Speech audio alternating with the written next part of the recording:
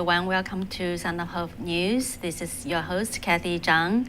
And today, actually, it will be only myself will be with you. Unfortunately, cannot make it today.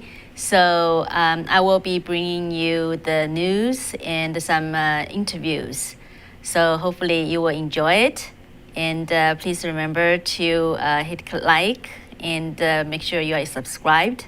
So today is February 12th, and it's a little bit special for the Chinese Americans because today is the Lunar New Year, okay?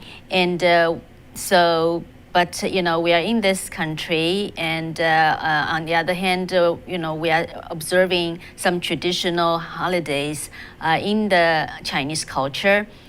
So I'm wearing a little bit festive, maybe at another time we can introduce you more about those Chinese traditional cultures for you to better understand. But I think the most important thing is really we are here and we are all the same, right? We wanted to be free and want to have America to be and to be free and prosperous under the principles of the Constitution. So today I'm going to bring you some updates about the impeachment, and also about the phone conversation between President Biden and Xi Jinping, the leader the leader of the CCP in China. So those are the main topics we're going to be discussing. So first of all, today is the fourth day of the impeachment proceeding in the Senate. And so some highlights of today is it seems like the Trump lawyer team did a very good job. So the defense lawyers for President Trump who presented are three lawyers. So they are David Schoen, Bruce Castro, who presented their cases in the first day, and another is Michael van der Veen, and he's the former lawyer of President Trump. So in today's impeachment trial, the lawyers argued for 3 hours, and that former President Trump did not incite the January 6th rally crowd to riot at the U.S. Capitol. And they argue that his words just a speech is protected by the freedom of speech. They say that the case against Trump was a political witch hunt by Democrats and was not valid because he is no longer in office. So one strategy we can see is the President Trump's team argued that violence at the U.S. Capitol on January 6th was everything but as dramatic, unacceptable, and illegal as the Democrats said. But they disputed that President Trump had anything to do with it. And so let's watch one of the clips that one of the lawyers, Michael van der Veen, he argued why. So let's watch C3.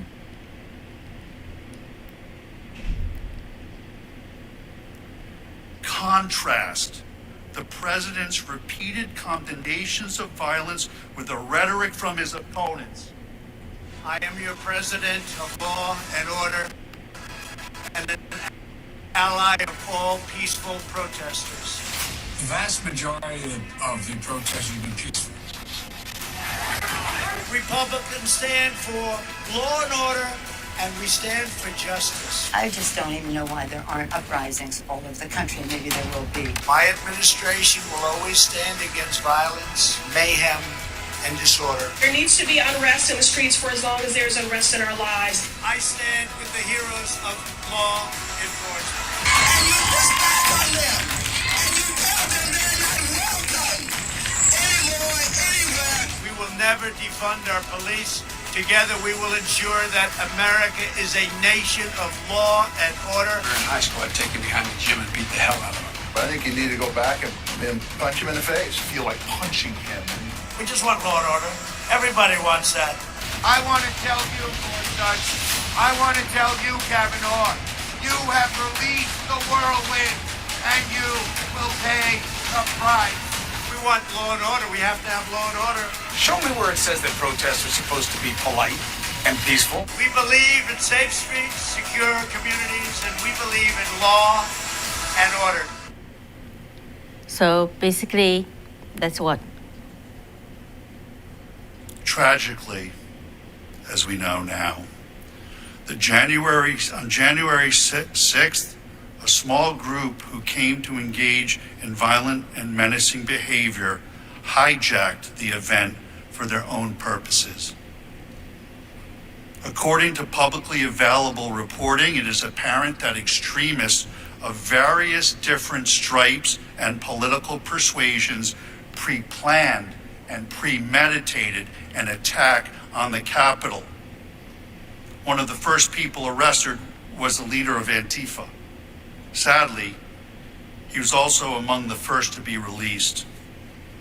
From the beginning, the president has been clear. The criminals who infiltrated the Capitol must be punished to the fullest extent of the law. They should be imprisoned for as long as the law allows. The fact that the attacks were apparently premeditated, as alleged by the House managers, demonstrates the ludicrousness of the incitement allegation against the president. You can't incite what was already going to happen.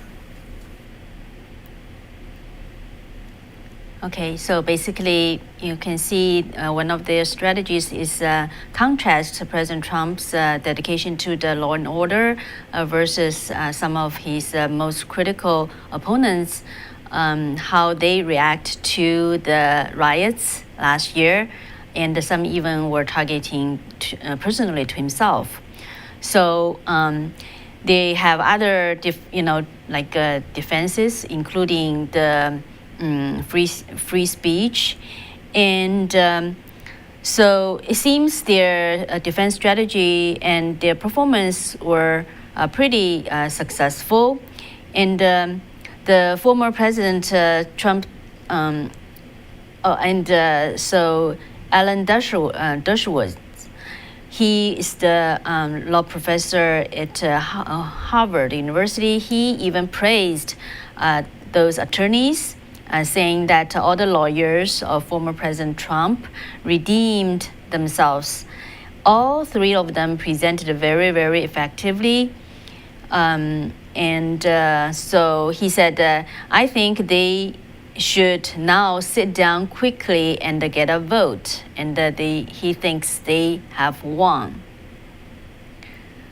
So that's basically, after today's debate, the senators will have a session to raise their questions to both sides, and we will pay attention to what's going to happen. So right now, it seems President Trump probably won't be convicted, but on the Democrat side, it said that actually it's already been public.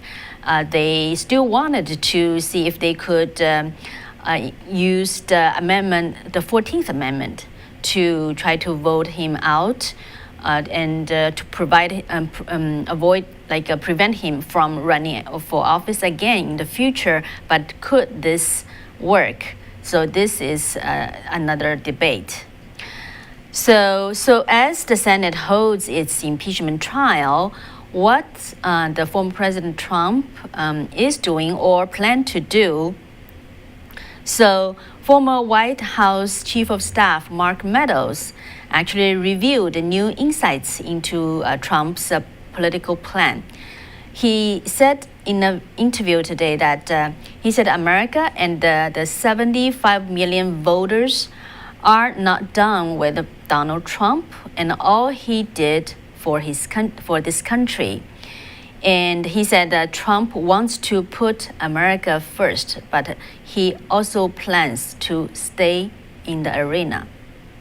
So that's something to kind of imagine about, right? And another news today is Melania, the former First Lady Melania Trump, announced to create her own personal office. All right. So that's a very brief summary of today's impeachment trial. Let's take a look at another news today. So actually, it's really about the relief package. So the relief package is still not being passed or discussed a lot because the senators are busy with the impeachment trial. So, but according to a new study, about 11.4 million people face losing their employment benefit starting in mid-March, which is, in a month, unless Congress acts quickly on the COVID-19 relief package. The study was done by the nonprofit called the Century Foundation. The report said American workers face a similar benefits cliff just this past December, when, according to the research, 12 million workers were at risk of seeing their federal employment benefits expired on December 26th of that year. So the Congress included the Continued Assistance for Employment for Unemployed Workers Act in their end-of-year stimulus package, maintaining Critical Care Act programs until at least March 14th, which is next month, with some benefit payments continued up to April 11th. But the expiration of this new tranche of benefits is rapidly approaching, as this report says, with negotiators hemmed in by a $900 billion cap in the aid. So this called the Continued Assistance of Employment Workers Act include the shortest period of benefits passed by Congress since the 1980s, and this last extension is dwindling down almost as soon as it starts. It added that to continue these benefits and adding President Biden's $400 per week top-up would deliver nearly $10 billion in benefits per week. So, citing so right now it's possibly that up to 5 million Americans are expected to use up the extended benefits, which is a pandemic emergency unemployment compensation in the CARES Act, while 4.6 million will run off the pandemic employment assistance benefits over the span of several weeks. And on the other hand, many well-known economists believe that the stimulus wave released by this COVID stimulus plan will bring inflationary pressure, which may cause a destructive blow to the inflation expectations. So these economists speculate that the personal consumption expenditure inflation rate will rise to 1.9 in 2001 and then 2.0% in 2023. So this data is the average target measure of the Fed's ideal economy. According to the data from the Federal Reserve Bank of St. Louis in December 2020, the annualized rate of PCE was 1.3. So they are saying that during this year it will rise to 1.9, and in 2 years it will rise to 2.0. So, for example, former New York Federal Reserve President Bill Dudley wrote in a December column saying that many people believe that inflation in the United States is dead. Or even if it is not dead, it will be suspended for the foreseeable future. They may encounter an unpleasant surprise. He said that there are several factors related to the possibility of inflation which bring worries beyond expectations. So one is the surge in the demand. So there are several factors, right? 3 factors. And the one is that the surge in demand and the decrease in the supply, because many small businesses have closed down during the pandemic. And, the consumer's demand kind of winding down. So that's a concern. The second factor is that the epidemic has disrupted the way company operates. And the third factor is the Fed is not in a hurry to withdraw its easing policy, and the federal government's proactive fiscal policy, which is less concerned about the debt burden, will further stimulate inflation. So actually, Dooley added some more concerns in his follow-up letter just a couple of days ago. He said that this recovery will be faster than in the past. Household and the business have more spending power, and the inflation expectations themselves are also rising. This is because people started to increase consumption out of a fear of future price increases. Yeah, sorry. So previously I said that the consumer demand actually is they are increasing right now. Another economist, Kathy, her name is Kathy Bojancic. She's the chief U.S. financial economist at the Oxford Institute for Economics Research. She predicted that the rebound in the economic activity in the spring should further increase this growth, rising to an annual rate of 2.7 in the second quarter. This inflation rate should be maintained at 2% or above within 2 years, which has never happened since the global financial crisis. She pointed out that in the view of accumulation of the upside risk to inflation and the yields, the inflation rate may be higher than expected in the next few years, soaring to an average of 2.5. So, and more economists just expressing this concern about the inflation, and another well-known economist, her name is Olivia Blanchard, said too much. The stimulus subsidy he feels is too much, is possible to bail out, but it also has its harm, and he thinks Biden's plan is too much. All right, so let's get to the core story of today, which is the phone conversation between President Joe Biden and the communist leader Xi Jinping. So it happened on the morning of February 11th, and so it's actually the Chinese New Year, traditional Chinese New Year's Day. So this day was chosen probably for some purpose. And so what happened during the conversation? So we can only understand it from like the press release and some news reports, right?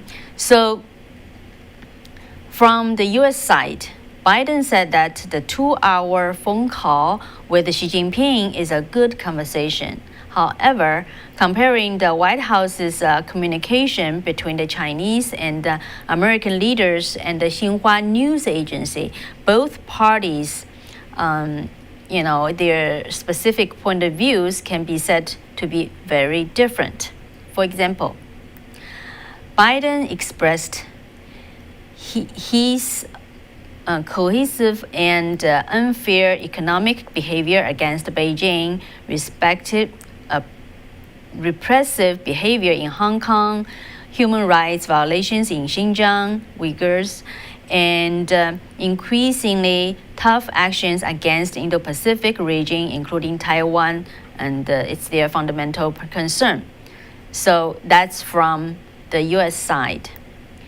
So how about the Chinese side?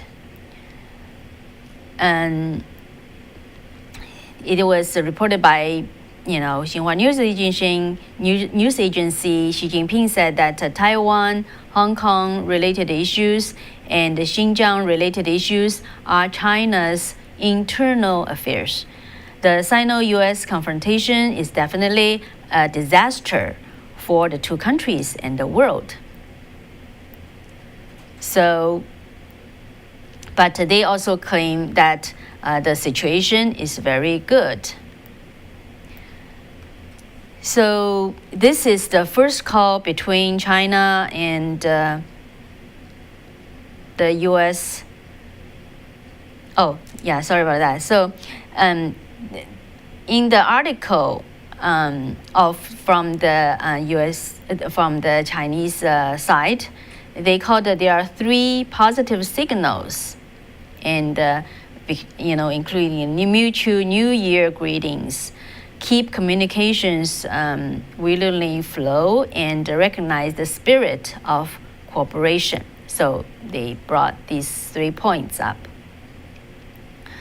So how to really look at this kind of conversation, right? So they just emphasize differently, or just derive things differently from the conversation.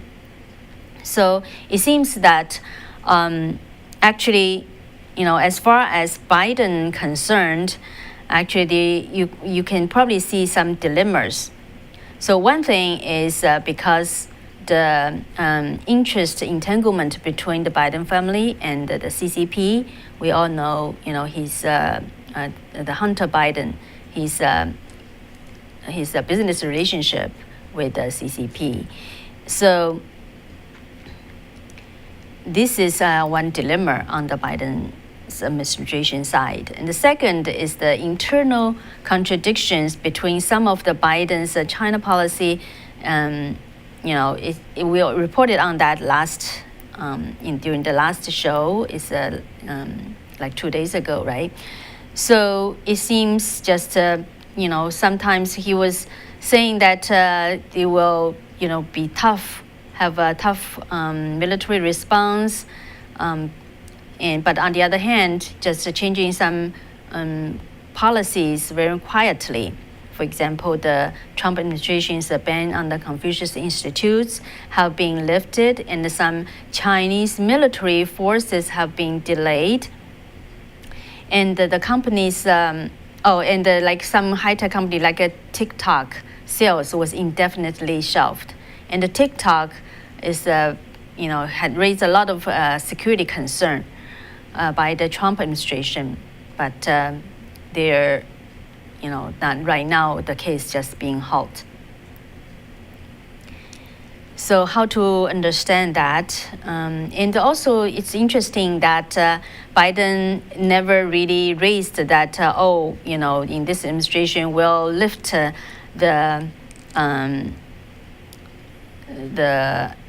from the trade, like the trade war, right? Do anything to the trade war between the U.S. and China. So that's something very interesting. It seems he doesn't really want to change what President Trump has did. So right now I wanted to just show some interview from Professor Alicia Kempe, who is the historian and also an expert of the East Asia issues. So let's watch.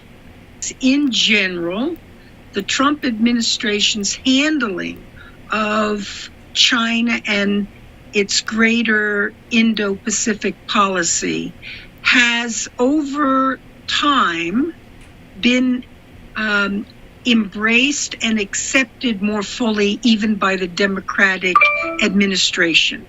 Whether you're talking about Democrats who are on the more conservative or moderate side or more progressive Democrats, they have come to question the actions of China and have looked with concern at previous administrations, including Democratic administrations such as the Obama policies towards China, and seen problems that were pointed out and now have become quite accepted not only by the policy establishment in Washington, D.C., including the Democratic policymakers, but also by the overwhelming majority of the American people. So this has created a different climate in the National Security Council that Biden has set up, and as he step-by-step makes replacements in the State Department and the Treasury, Commerce, and such places that deal with China and East Asia. So there's a general acceptance of the problems that Trump pointed out with China are accepted as real problems. And there is no overwhelming desire by the majority of different policy elites in the new administration to go back to the old policies. Because the question is what will we go back to? The American people and many in the policy analysis elite understand better that China has manipulated the system to China's benefit, which has hurt American workers domestically, and it has caused greater problems for the United States overseas with its friends, allies, and just within the general trading system. So in this way, this is a win for the Trump administration because it's changed the dynamics that we're working with. And therefore, when the Biden team looks around the world, they understand that there is no overwhelming nostalgia to return to handling the situation with China in the old way. Okay, so that's Professor Alicia Kempe's point of view. So how do you think? And on the Xi Jinping side, as far as he's concerned, there are also some dilemmas that he is facing right now internally. First of all, like the China-U.S. relationship are at the core of the CCP's foreign relationships. So how he can handle that actually really is like on the spotlight of this, among within the Chinese Communist Party. But right now, actually he is facing just unstable, very unstable factors within the party. So, and it's very, when like during the Trump administration, it was very hard for him. And they also have different viewpoints among themselves within the Chinese Communist Party. So if the Biden administration does not turn around, Xi Jinping's internal party pressure will be just get harder, get more. So Xi Jinping really urgently needs the U.S.-China relationship to to be opened up to a new phase, and but on the other hand, the perception of Xi Jinping in American politics is also changing, just as Professor Alicia Kempe just said. And that also including the Chinese Americans that we can report to you. Actually, one of our viewers, Jeff, actually I met him in DC on January 12th. I don't know if Jeff still, is here today. He's from Minnesota. He wrote us an email talking about his brother-in-law. It's actually from China, and he said the brother-in-law doesn't believe that there are so many Chinese Americans support Trump, and he asked me to talk about it. So I haven't really got the time to, because it's kind of if you want to explain that, it's kind of long. But I just thought of that, and for Chinese Americans. And how to understand that, I think first of all, actually, I would like to just briefly say Chinese Americans, when they come to this country, they just thought they're gonna enjoy this freedom. But then after they stay for longer, they just, especially for example, in California, we have firsthand experience of seeing that the leftist policy, which is very similar to the Communist Party's policy, coming here, we are experiencing that. So more and more Chinese Americans, especially the first generation, they starting to, wake up, I guess. And then after this election, especially, they realized that CCP is really the root of the problem, or those problems. So more and more of them starting to openly just go against the CCP. And so talking about that, I want to share with you an interview with Professor Victor Hansen, the Hoover Institute Senior Fellow, who is also a classist. And so I actually had an interview with him yesterday, and at the end I asked him, because actually quite a few audience just raised this question: is communism coming to the United States is inevitable, and how soon it will, United States have this danger? So I asked the same question to Professor Hansen and asked him how to view that. So let's watch. And I just get this clip in our system, so I hope our DJ can see that. Victor Hansen, Professor Victor Hansen's interview. I'm going to say something kind of controversial. I think the hope for America are the 50 million people who weren't born here. I understand that people coming from very poor areas, they depend on the Democrats for help. But a lot of 3 and 4 and 5 generation Americans have become complacent. 40% of them are the problem. They're left wing, the bi-coastal elite. But when I look out where I live and I see first generation people from Mexico, they're trying to start businesses, they believe in religion, they're trying to put their children, they're trying to have Catholic exegesis and Bible reading. They work hard. They do not like transgendered Western. They do not like high gasoline prices. They do not like shutting down the source of the natural gas that keeps them warm. They do not like some nasal voice person lecturing them about confessing their privilege. They do not like trying to see whether their child has more heft in affirmative action than a black child or an Asian child or whatever. And so if I am starting to see the very beginning of Black Americans, Asian Americans, Hispanic Americans say, I came to this country to be free. I came to this country to be prosperous. I came to this country to be secure. And who is destroying it? Who is rioting? Who is taxing me and regulating me to death and using this green agenda to destroy me? And who is trying to infringe on my free expression? it's these crazy leftist Americans. If you look at the Asian community, and I know that's an inexact rubric that includes everybody from Southeast Asia to Japan, Korea, China, Taiwan. But if you look at that if you look at that rubric, it's about 60-40 left wing. But if you look at it in a different lens and look at first generation, it tends to be far more conservative because it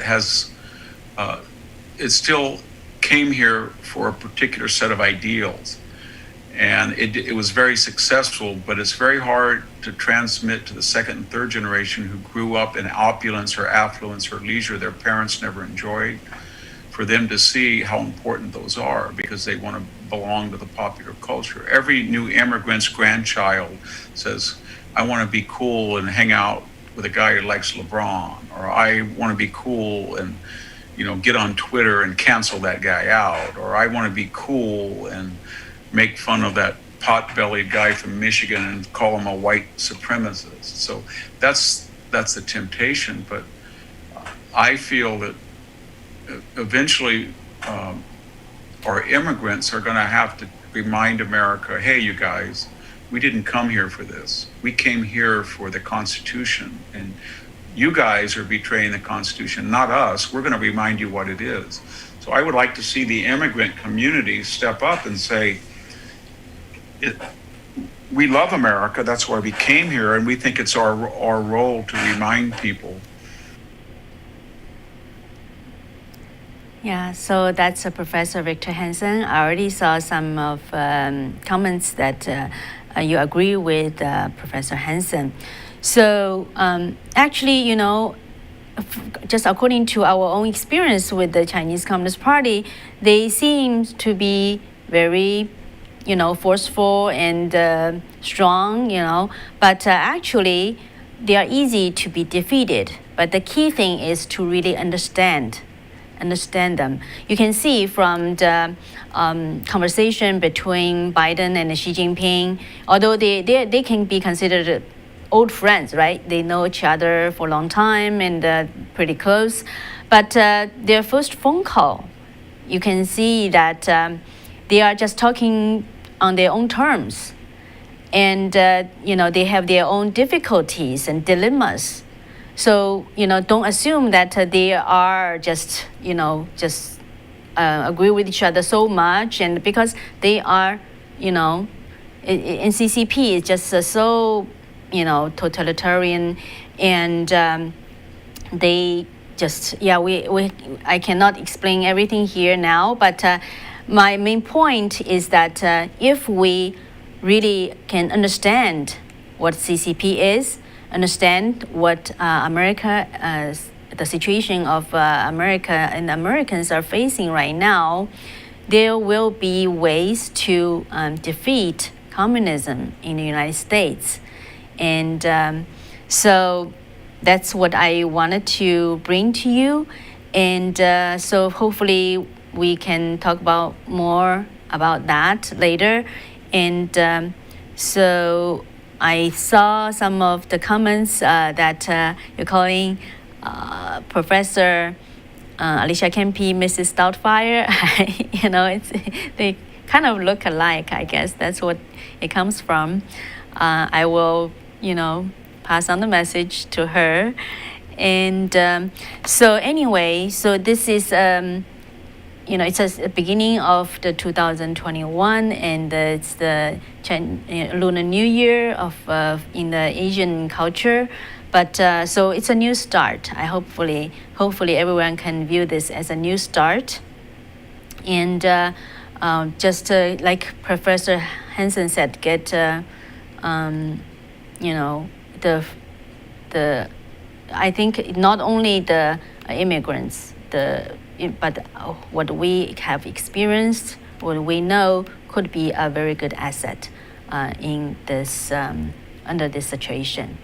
So I think that's it for today. Yeah, I have to, today, because we wasn't be able to participate, I was a little bit scrambling, so have not prepared very well. So if you could excuse me for that. But it's really great to have you with us. And So we'll see you next Monday then, and have a good weekend. All right. Thank you. You've been always so great audience, and take care. See you soon. Bye-bye.